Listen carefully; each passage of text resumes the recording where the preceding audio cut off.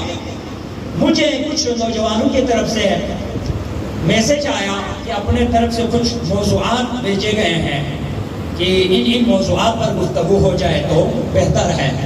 میں داد تحسین پیش کرتا ہوں ان نوجوانان عزیز کو۔ اس سے مجھے پتہ چلتا ہے کہ آپ لوگوں کے فکری ارتقاء بہت بلند ہے، سمجھدار سامع ہے، مجھے خوشی ہوتی ہے۔ ہم کوشش یہی کرتے ہیں کہ سادے الفاظ میں، سادے جملات میں، سادے انداز میں بیان کر لے تاکہ مجلس میں ہر طبقے کے لوگ شامل ہوتے ہیں، بچے سے لے کر جوان سے لے کر، تاکہ کوئی بھی اس مجلس سے محروم نہ رہے۔ لیکن میرا سلام ہو ان نوجوانوں پر جنہوں نے جن ٹاپک جو باتیں مجھ تک پہنچائی، اس سے مجھے اندازہ ہوا بابصیرت نوجوانوں کا محفل ہے، اس سے مجھے خوشی ہوئی۔ تو مجھے اندازہ ہوا آپ لوگوں کے ذہنوں کا معیار بلند ہے، تو میں بھی کوشش کرتا رہوں میری گفتگو آپ لوگوں کے معیار کے برابر رہے۔ صلوات پڑھ محمد وآل محمد کی ذات پر۔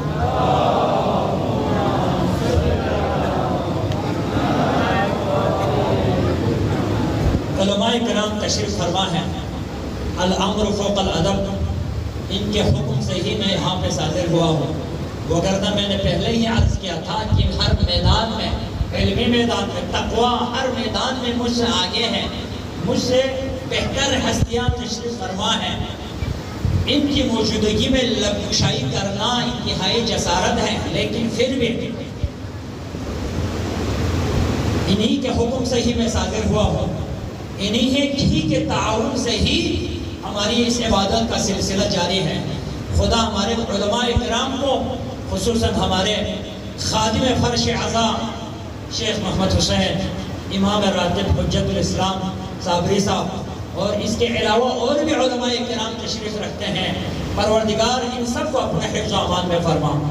ثانیاً دعا دل سے نکلتا ہے، جب یہاں پہ مجلس کے لیے آنے کا جب فیصلہ ہوا، میں نے سوچا گرمی کا موسم ہے، ہمارے مجلس میں بزرگان نہیں ہوں گے کیونکہ سارے بزرگ چلے جاتے ہیں، گرمی برداشت نہیں ہوتی، اسی پریشانی میں تھا۔ یہاں پہ آ کے میں نے ایک دو سفید ریش کو جب دیکھا تو مجھے خوشی ہوئی، کیوں؟ یہی تو زینت محفل ہے، یہی تو زینت مجلس ہے، یہی تو باعث برکت ہے ہمارے لیے۔ خدا کی قسم، بہترین خدا کی نعمتوں میں سے ایک بڑی نعمت کیا ہے؟ بزرگوں کا سایہ ہمارے سروں پر رہنا، چاہے وہ باپ کی شکل میں ہو، چاہے وہ دادا کی شکل میں ہو، چاہے بڑے بھائی کی شکل میں ہو۔ ایک گھر سے جب ایک بزرگ کا سایہ اڑ جاتا ہے تو ان گھر والوں کو اندازہ ہوتا ہے یہ کتنے گھر کا زینت تھا، کتنے عظیم زینت تھی۔ خدا ان بزرگان کو بھی سلامت رکھے اور ہمارے ان باشعور نوجوانوں کو، نونہالوں کو بھی اپنے حفظ و امان میں رکھے، جو بڑے ذوق کے ساتھ، شوق کے ساتھ سن رہے ہیں۔ آپ سب کی صحت و سلامتی، تمام مریضوں کی شفایابی کے لیے بلندر صلوات۔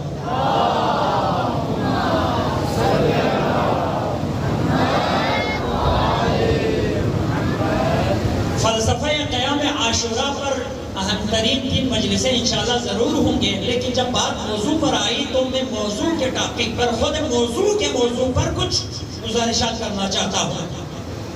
یہ بہترین برادران کی طرف سے مجھے میسج آیا تو اس کا فائدہ یہ ہوا کہ اس بات کی طرف بھی میں متوجہ کراؤں گا اپنے نوجوانوں کو۔ بہترین موضوع کیا ہے؟ ایک تو کربلا کا موضوع کیا ہے؟ موضوع کربلا ہی کیا ہے؟ بھائی کربلا کو بھی تھوڑی دیر کے لیے رکھ لیں، آپ کا موضوع کیا ہے؟ آپ انسان ہیں، آپ کا بھی ایک موضوع ضرور ہوں گے۔ انسانیت کا موضوع کیا ہے؟ ما ہوا موضوع الانسان، انسان کا موضوع کیا ہے؟ بھائی آپ دنیا میں بغیر موضوع کیا ہے؟ ہو جب آپ آ گئے ہیں یقیناً ایک موضوع لے کر آئے ہیں۔ سب سے پہلے ضروری ہے کہ بھائی جس مقصد کے لیے، اب حسبتم انما خلقناکم عبثا، کیا تم گمان کرتے ہو کہ میں نے تجھے عبث پیدا کیا ہے، فضول پیدا کیا ہے؟ نہیں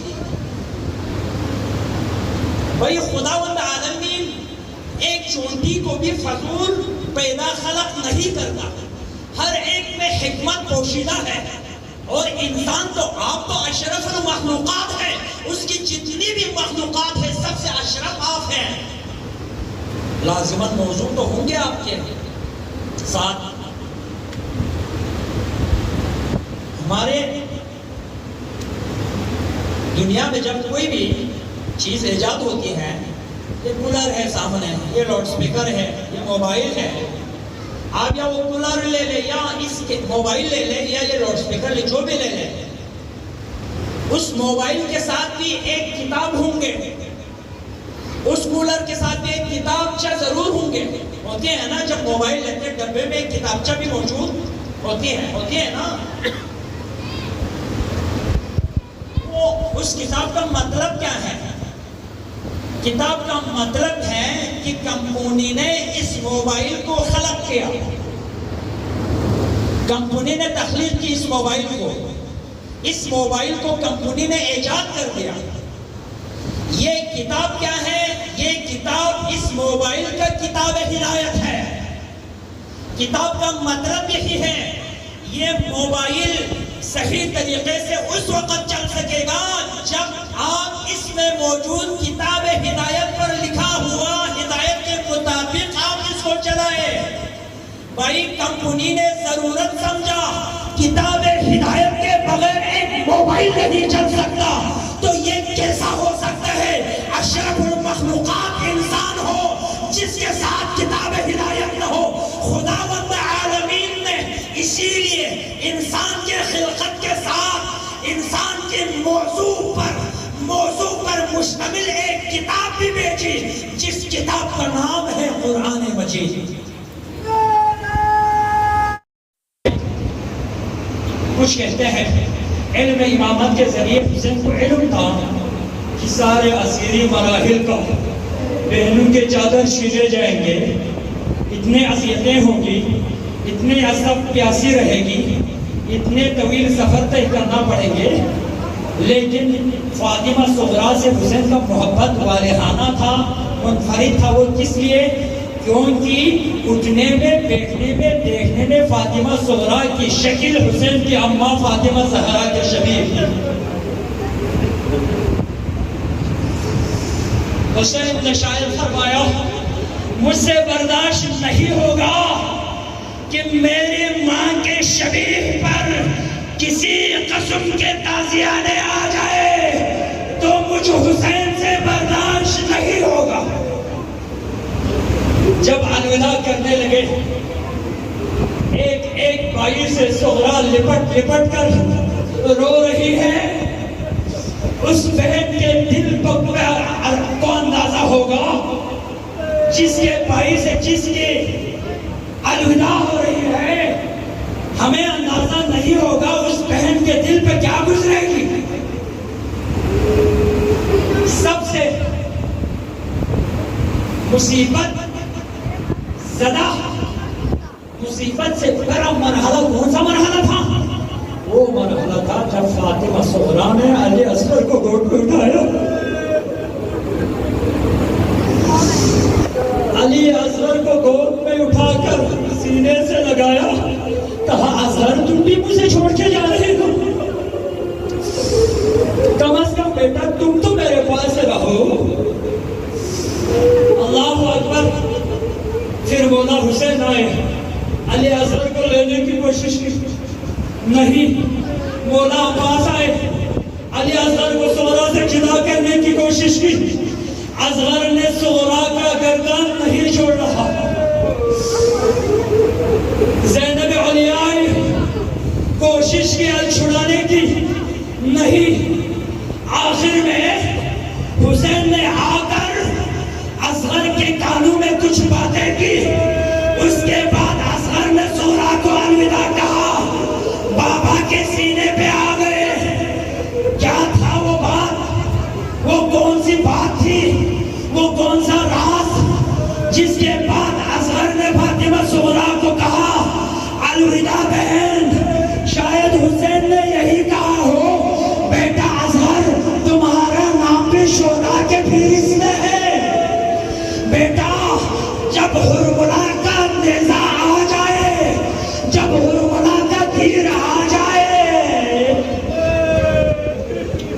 تو اس کا دفاع کون کرے گا؟ یہ سننا تھا آخر میں ملاقات اکبر سے. علماء فرماتے ہیں قافلے کے ساتھ ساتھ چلتی رہی سغرا بھی.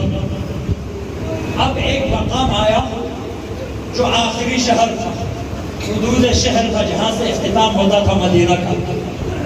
اس مقام پر جب قافلہ پہنچا، مظلوم کربلا نے کہا سغرا اب آپ واپس چلی جائے، اب آپ واپس چلی جائے.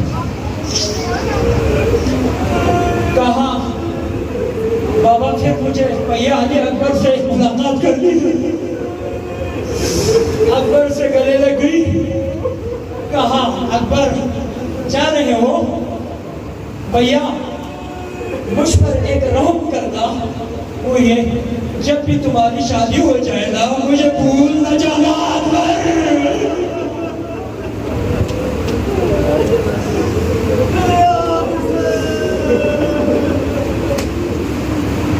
لکھتے ہیں آخر میں کہ دیکھو محبت، بہن کا بھائی سے محبت. اکبر سے کہا بھیا اکبر اب آپ جا ہی رہے ہو نا تو یہاں میرے سامنے اس شہر کے کنارے پہ اپنا ایک پیروں کا نشان بنا کر چلے جانا. کیوں بہن؟ بھیا اس لیے جب بھی مجھے تمہاری یاد آ جائے میں تمہارے پیروں کی نشان دیکھنے آؤں گی.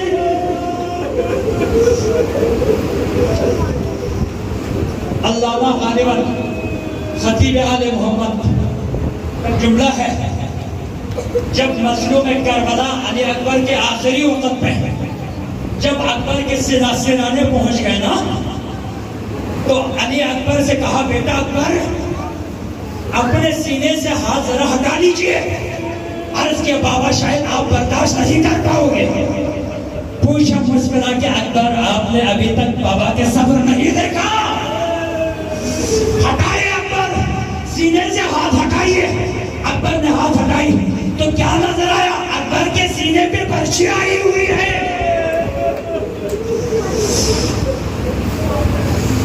فوراً اکبر کے سر کے نیچے ایک ہاتھ رکھا، دوسرے ہاتھ سے نیزے کو پکڑا. اکبر سے پوچھا بیٹا اکبر معاف کرنا، 18 سال کے عمر میں تجھ نے کوئی بھی چیز بابا سے نہیں مانگی.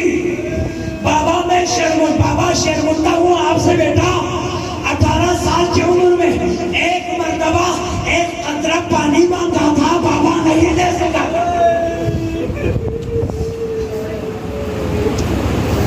معاف کرنا بیٹا. ایک بار پھر میں کہتا ہوں تمہارے دل میں کوئی خواہش ہے تو بتا دیں. کہا بابا میرے مرنے کے بعد آپ مجھے خیمے میں لے کر نہ جانا. کیوں؟ آپ تھکے ہوئے ہیں، جنازہ اٹھا کے آپ کو زحمت ہوگی، مجھے یہیں پہ رہنے دینا. دوسرا اکبر نے کہا بابا التجا ثانی یہ ہے میں نے آخری وقت میں فاطمہ صغرا سے وعدہ کیا تھا صغرا میں تجھے ملنے آؤں گا. ابھی میرا دل بے قرار ہے اپنی بہن کی ایک مرتبہ دیدار کے لیے. بابا ہو سکا تو آپ علم امامت کے ذریعے، کرامت کے ذریعے میری بہن کی زیارت کرا لیں. حسین کی دونوں انگلیوں کے درمیان سے اکبر نے دیکھا. کہا بابا نظر نہیں آ رہا دولت سرا میں. کہا بیٹا دیکھو ام سلمہ کے گھر دیکھو. دیکھا بابا ام سلمہ کے گھر میں بھی نہیں ہے. کہا اکبر پھر نانا کے قبر پہ دیکھو، رسول کے قبر پہ دیکھا. کہا بابا میری بہن قبر رسول پر بھی نہیں. کہا اکبر قبر اماں زہرا پر دیکھو. کہا بابا میری بہن اماں زہرا کے قبر پر نہیں. کہیں میری جدائی میں میری بہن دنیا سے مر تو نہیں گئی.